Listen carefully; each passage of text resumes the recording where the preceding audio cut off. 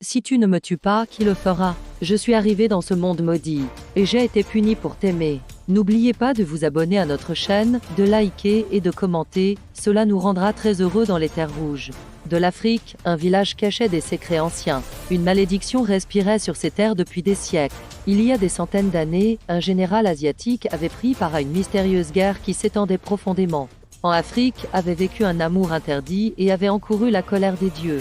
Son âme fut scellée par une malédiction, tu vivras pour toujours. Mais la lame dans ton cœur ne pourra être détruite que par les mains du véritable amour. Depuis ce jour, cette malédiction est renaissante à chaque génération. Elle se manifestait comme les pleurs silencieux d'un enfant dans les nuits où le ciel se taisait, invisible, mais ressenti. L'incarnation la plus puissante de cette malédiction apparut chez un homme coréen, Jawan. Dès son plus jeune âge, Jawan était différent. Il parlait en dormant et voyait le passé les yeux ouverts. Sa famille l'emmena chez des guérisseurs, des psychologues, des moines. Aucun d'eux ne pouvait expliquer ce qui vivait en lui. Il portait en lui une blessure, physiquement invisible mais brillamment luminescente dans les nuits de solitude. Dans les villages de montagne de Corée, on l'appelait la lame cachée ou fente sacrée. Selon la rumeur, celui qui portait cette blessure était un porteur de malédiction, mais avait aussi la clé de la rédemption. Au fil des ans, ses rêves devinrent plus lourds. Les terres africaines, les boues rouges, les murmures, la silhouette d'une femme aux yeux émeraudes. Chaque fois qu'il fermait les yeux, il avait l'impression de vivre une autre vie. Il était en guerre, il était amoureux, il était au bord de la mort. Et un matin, dans sa maison silencieuse à Séoul, il se réveilla en sueur, une phrase résonnant dans son esprit, « Trouve-moi. Sinon, la malédiction te trouvera. » Ce moment-là, Jawan comprit qu'il ne pouvait plus supporter cela. Il était temps d'agir, pas de fuir. Il prit un vol. Il arriva dans ce village, un royaume figé en dehors du temps, même pas clairement dessiné sur une carte. Dès son arrivée, la terre trembla. Les villageois observaient avec des murmures et de la peur. Avec son arrivée, l'air avait changé. Le vent semblait avoir changé de direction, la terre semblait respirer. À mesure que Jawan s'approchait de la place du village, la blessure dans sa poitrine commença à briller comme une étoile silencieuse. Cette lumière éveilla les peurs enfouies depuis longtemps. Les vieilles femmes baissèrent la tête. Les enfants se cachèrent derrière leur mère. 3 vieilles femmes sorcières étaient rassemblées au coin de la place. Leurs cheveux étaient tressés de perles en os et leurs mains étaient rugueuses de prières centenaires. La plus âgée murmura sans quitter Jawan des yeux, la terre tremble. Le temps se plie. La guerre dans l'obscurité recommence. Et cette fois, ce sera la fin. Dans leurs yeux, il n'y avait pas de peur, mais une préparation. Car elle attendait ce moment. Nyara était la protectrice du village.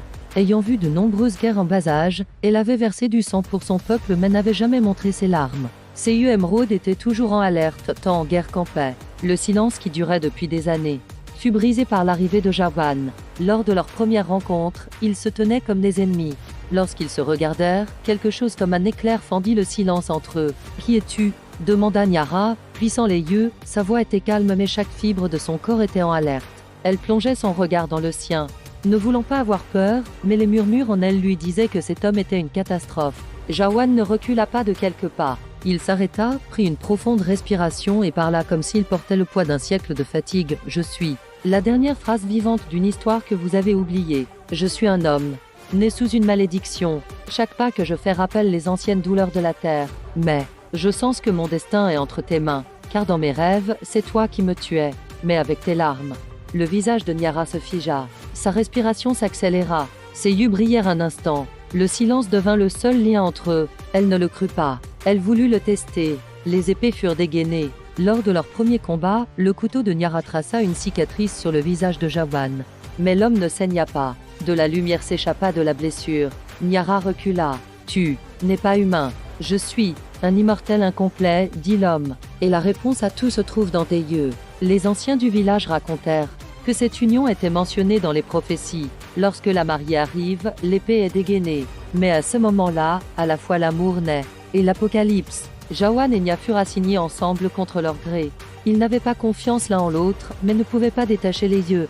Lorsque la nuit tombait, ils faisaient leur patrouille en silence, surveillant le même ennemi. Les sorciers attaquaient le village. D'âmes vieux sorciers tribaux revenaient de l'exil, utilisant des rituels sombres pour ramener les morts. Dans des terres stériles, ils récitaient des sorts dans des cimetières abandonnés, éveillant les morts.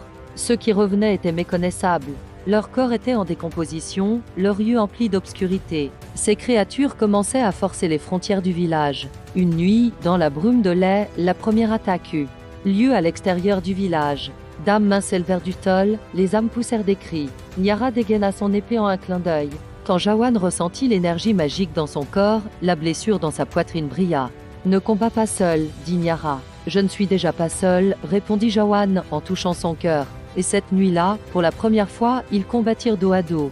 Dame semaines passèrent. Chaque jour, ils se réveillaient. Ensemble, patrouillaient ensemble et s'asseyaient autour du même feu le soir. Au début, ils étaient prudents. Il y avait encore une frontière silencieuse entre eux. Mais avec le temps, cette frontière se transforma en une confiance douce. Niara était la première à se réveiller le matin. Jawan l'observait silencieusement chaque matin, regardant son réveil. Une nuit, le ciel était complètement dégagé. Et la lune se reflétait sur la terre comme un sort. Ils ne parlèrent ni ne se regardèrent, ils marchèrent seulement. Leurs pas suivaient le même rythme. « Sais-tu pourquoi je n'ai plus peur ?»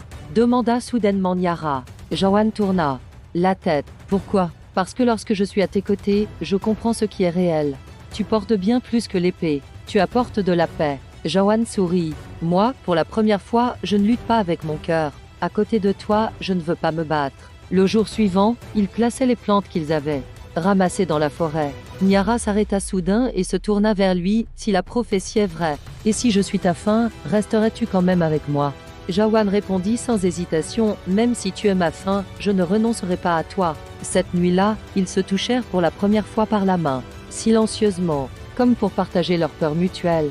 Ce moment-là, semence de la confiance et de l'amour en train de germer lentement dans leur cœur. Le grand jour de la guerre arriva, et Jawan et Nia combattaient dos à dos. Les sorciers invoquaient le feu du ciel, réveillant les âmes des morts. Pendant que l'obscurité s'installait, la terre se fissura. La blessure dans la poitrine de Jawan brillait.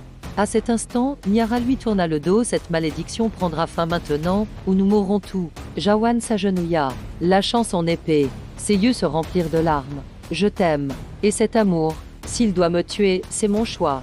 Les mains de Niara tremblèrent. Elle prit l'épée sacrée. Je t'aime aussi. Mais si c'est la seule façon de te sauver, je n'ai pas peur de la plonger dans ton cœur. L'épée fusionna avec la lumière. Le cri de Jawan déchira le ciel. Mais l'homme ne mourut pas. Il disparut simplement. Une moitié de son âme était piégée dans une autre dimension. Les sorciers pensaient avoir remporté la victoire, mais Niara cria « Cette guerre n'est pas finie. Il est toujours en vie. Et moi, je vais le ramener. » Mais Niara ne savait pas comment. Cette nuit-là, elle marcha seule vers la colline où Jawan avait disparu.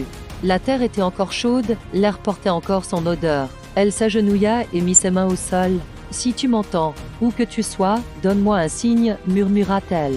Ce signe n'arriva pas, mais l'une des vieilles femmes sorcières l'attendait à l'arrière du temple au petit matin. « Il existe un chemin pour toi, dit la femme. Mais ce chemin est celui où tu devras te battre avec ton âme.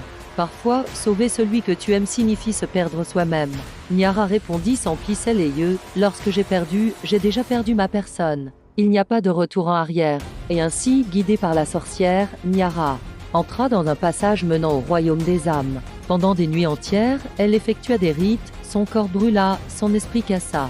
Le temps y coulait différemment. Elle se retrouva soudain dans le passé, revivant les moments passés. Avec Jawan comme un vent tourbillonnant devant ses yeux. Elle lui manquait, sa voix lui manquait, même la respiration qu'il prenait en combattant. Enfin, dans le lac des âmes, elle vit la silhouette de Jawan dans les eaux troubles. Elle marcha vers lui, mais ses mains passèrent à travers l'eau. Elle ne pleura pas. Elle murmura simplement « Reviens. Ce contre quoi tu ne te bats pas, c'est mon absence. » Et à ce moment-là, une étoile filante traversa le ciel. La terre respira à nouveau. Lorsque Nia ouvrit les yeux, il était matin. Mais dans sa main se trouvait son épée. Et l'épée était chaude. La guerre s'arrêta. La nuit tomba. Tout le monde s'éloigna. Mais le village ne resta pas silencieux. Le lendemain matin, sur la place du village, 2 hommes furent capturés. Ce furent ceux qui avaient ouvert les portails pour les sorciers, les ayant trahis. Niara les interrogea en regardant dans leurs yeux. « Pourquoi ?» demanda-t-elle. « Cet homme a pris ton cœur, » dit l'un d'eux. « Tu étais notre guerrière, tu n'es plus des nôtres. » Niara ne se tut pas, mais elle ne versa pas de larmes non plus. « J'ai toujours combattu pour vous, mais vous ne m'avez jamais cru. » Les 2 hommes s'agenouillèrent devant le peuple. Les sages confièrent leur décision à Niara. Cette nuit-là, elle s'assit au feu, seule, sans Jawan. Dans sa main se trouvait le morceau de l'épée qu'il avait laissé derrière. Et à l'aube, elle murmura seule dans le silence. « Je n'ai pas eu peur de me battre avec toi, mais maintenant, je ne veux pas me battre sans toi. » À ce moment-là, une voix résonna derrière elle. « Tu n'es plus seule. » Elle se retourna, et ce fut ce moment Jawan l'avait regardée depuis le royaume des âmes. Il avait vu, de l'autre côté du lac, poser ses mains sur la terre, et bien qu'elle n'ait pas pleuré pour lui, il avait senti qu'elle s'était effondrée en lui. Son âme n'était pas tout à fait morte, mais le lien entre lui et le monde avait été rompu. Dans les eaux sombres, il avait rencontré d'autres âmes, certaines étaient des guerriers, d'autres de vieilles amours qui pourrissaient avec regret. Parmi elles, une fois résonna « Pourquoi veux-tu revenir ? Même la mort ne t'a pas accepté. » Jawan répondit « Parce qu'en vivant, pour la première fois, quelqu'un m'a aimé non pour me préserver, mais pour me comprendre.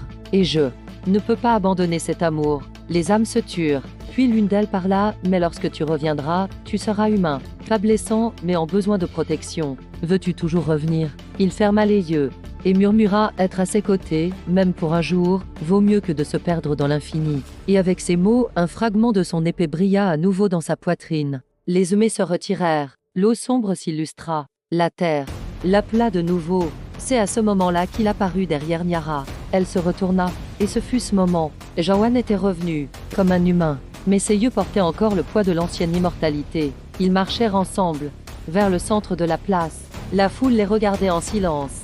Et Jawan, au milieu de la foule, chuchota d'une voix suffisamment forte pour que tout le monde entende « J'ai risqué la mort avec elle. Elle m'a redonné la vie. C'est ma mariée. C'est ma maison. » Niara lui prit la main. Ses yeux étaient remplis de larmes. Mais sa voix était claire et c'est mon guerrier. Maintenant, ce n'est plus mon cœur qui me protège, mais l'homme à mes côtés. Ainsi, de la cendre de la trahison, l'amour renaquit.